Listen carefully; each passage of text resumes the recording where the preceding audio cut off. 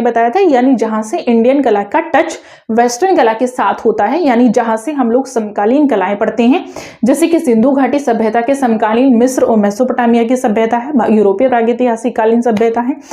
भारतीय प्रागैतिहासिक कालीन सभ्यता के समकालीन। तो ऐसे ही चीजों के समकालीन जो चीजें हैं वो आपकी आती हैं, राइट। तो उतना आप लोगों को याद करना है, ठीक है। नेक्स्ट चीज आती है आपकी, यानी उसके बाद जैसे जैसे हम चलते हैं तो आपने एक चीज नोटिस की होगी कि जैसे जैसे आप आगे बढ़े हैं पेपर में, तो आपने देखा होगा पेपर में जो चीजें चेंजेस हुई है ना, यानी पेपर में चीजें चेंजेस का मतलब है कि कभी आपके उठा लिए 2016 की बात करें तो आर्टिस्ट, ठीक है, बहुत ज्यादा आर्टिस्ट उठा लिए गए। उसके बाद बात करें तो शैलियों पर फोकस किया गया, तो कहीं पर शैली है, कहीं पर मंदिर है, मंदिरों की शैली है, कहीं पर आर्टिस्ट है, कहीं पर वेस्टर्न आर्ट है। अब मेन टारगेट है 2025 में क्या होने वाला है, तो 2025 को ध्यान से सुनेंगे, पेपर इजी नहीं आएगा आपका, पहली चीज।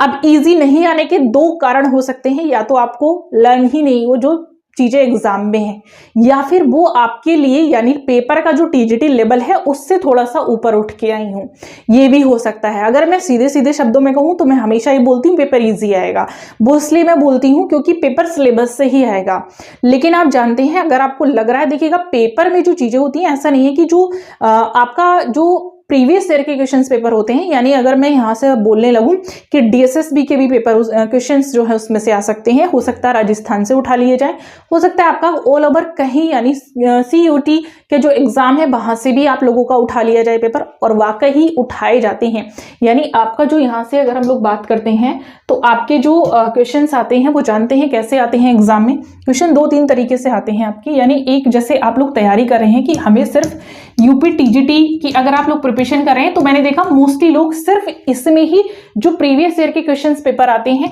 उन्हीं की प्रिपरेशन करेंगे, ठीक है। वो यहीं तक उनका एक लेवल रहता है, वो सिर्फ यहीं तक तैयारी करते हैं, ठीक। जबकि ये बिल्कुल नहीं रखना है। जो आप लोग 0.5 या 1 या 2 नंबर से रहने वाले स्टूडेंट हैं, हमेशा वो ये मिस्टेक करते हैं। अगर जिनको वाकई क्रैक करना है एग्जाम, तो उनको एक चीज का ध्यान रखना है, चाहे कितना भी टफ पेपर हो हमेशा सॉल्व होगा। एक चीज पर फोकस करना है, ऑल ओवर इंडिया जितने एग्जाम आपके आर्ट के हो रहे हैं, चाहे डीएसएसबी है, चाहे आपका बिहार है, ठीक है, चाहे आपका एलटी उत्तराखंड है, चाहे आपका यहां से आरपीएससी राजस्थान का है, चाहे केबीएस है, चाहे एचटेट है, चाहे हरियाणा का टीजीटी है, ठीक है, ऑल ओवर कोई भी एग्जाम है, कुछ मत छोड़िएगा।